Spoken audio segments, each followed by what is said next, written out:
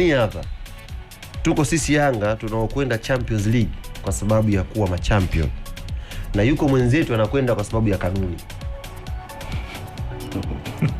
Sio anaona vizuri Kwa sisi ambao tunakwenda kurepresent nchi kama mabingwa, alafu yuko mwenzetu anayekwenda kwa sababu ya kanuni. Sasa kanuni inasema mna pointi nyingi, timu 4. Kwa hiyo angalieni kwenye ligi yenu mwenye nafuu mwingine muongozane naye. Ndio nafuu inatengenezwa kwenye nafasi ya pili. Sasa huyu mwenzenu ngaje hujamtaja jina.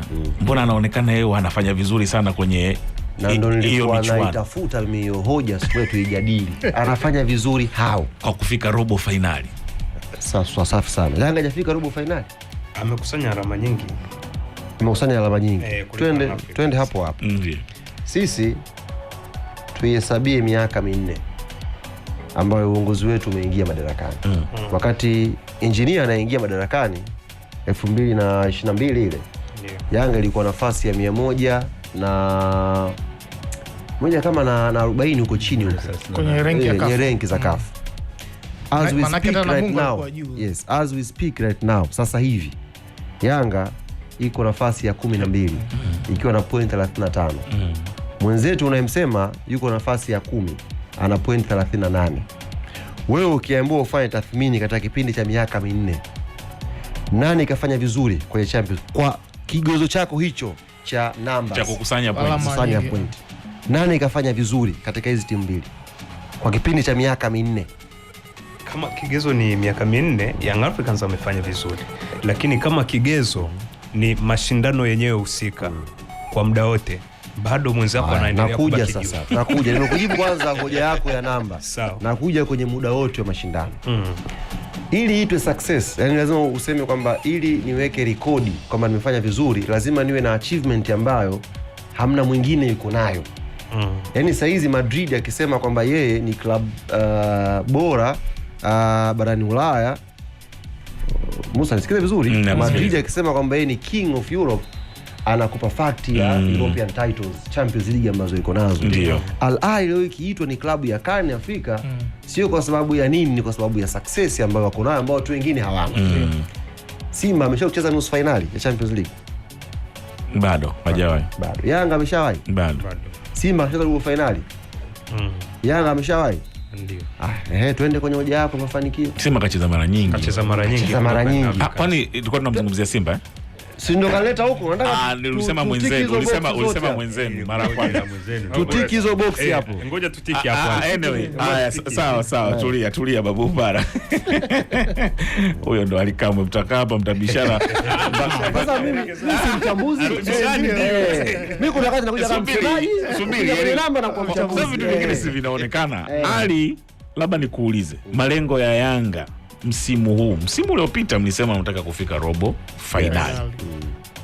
Makundi tena nirekebisha hapo. Mlisema makundi hadharani. Na watu wakasema hapana, watu tania hawa. Yaani kwa squad ya Yanga wafike makundi, lakini Mungu ndo aliwajalia hicho ambacho mnikitarget. Labda tu kwa msimu ujao. Yanga mna malengo gani kwenye? Wala nikuulishe huo msimu uliopita. Kwa nini tuliset hizo target? Ndio. Kuna rekodi hapa naona watu hamtaki kuisema. Na ninajua ni makusudi tu. Yanga ndio timu pekee ya Tanzania imecheza group stage ya Champions League mara 3 mfululizo consecutive. Yani hakuna timu nyingine iliyocheza group stage ya Champions League mara 3 mfululizo. Achilia mbali unaingia leo, kesho unatolewa unakwenda shirikisho mfululizo. Maana yake sisi grafu yetu ya Champions League tumeimaintain kwenye group stage. Na ndio fact kwa sababu miaka 5 nyuma tulikuwa tuna miaka 25 tujafika hatua makundi. Tungekuwa wewe kama viongozi ulifika pale unasema sasa subirini tunaenda kuchukua ile kombe. Engineer ni kiongozi wa taasisi na Yanga ni taasisi kubwa, ina watu wengi ambao wana akili zao timamu. Ukiwaambia malengo wanakaa wanafikiria ili jambo liko vipi. Tumeweka malengo ambayo yanauhalisia based on safari yetu inapokwenda. Tukafika hatua ya makundi mwaka jana na tukakaribia kwenda hatua ya robo finali tena. Kwa sababu unajua Musa, msimu wa 24-25 Yanga tulitoka robo finali na Mamelodi Sundowns. Tulifuzu robo finali tukiwa na pointi 8. Kama mnakumbuka. Na tulifuzu tukiwa na faida ya head to head dhidi ya CR Belouizdad. Alikuwa na pointi 8 kama sisi na sisi tuna 8 kama yeye. Sisi tukapata faida ya head to head baada ya kumpindua zile goli 4 hapa kwa Mkapa. Msimu huu ulioisha point 9 tena sisi na FAR Rabat, lakini yeye kapata faida ya nini? Head. Ilikuwa magoli pia. Magoli sababu tulitai sisi na yeye. Kwa hiyo sisi tunahesabia kwamba tunapiga hatua kusogea kwenye uhalisia wa mpira wa Afrika wanapotaka. Kwa hiyo mwaka huu ambao binafsi na nimeshawaambia wana Yanga na viongozi ndio direction yetu, huu unaokuja sisi ndo msimu wetu wa kujenga timu. Msimu wa kuboresha timu tumeshaumaliza. Next season Yanga inakwenda kujenga timu yake. Unajua kuna tofauti ya kujenga timu na kuboresha. Kuboresha ni kwamba unaweza kubakia na 11 yako uliomaliza nayo msimu na ikaanza msimu hiyo.